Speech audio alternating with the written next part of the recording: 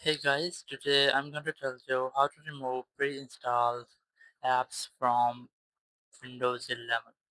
If you're using Windows 11, you want to remove or uninstall your pre-installed Microsoft apps from your Windows.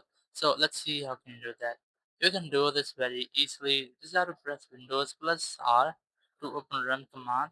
And here you have to enter this command, which is shell, then colon, then apps folder.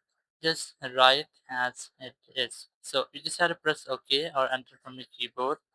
It will open in your file manager or your file explorer, and here you can see every installed app on your PC. You just have to select which one you want to remove. Let's say I'm going to remove this media player. Just right click on it, then click on uninstall. So it will take you to uninstall process. Here you just have to look the same app here. It's a media player. Right click on it, click on uninstall, click on uninstall again.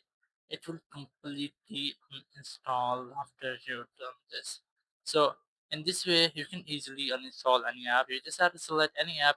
So if you have selected any app from here, it will open into your settings or any control panel, or from where you can easily uninstall that. So you can easily uninstall any app from this folder. Thank you very much for watching the video. Until the next video, bye bye.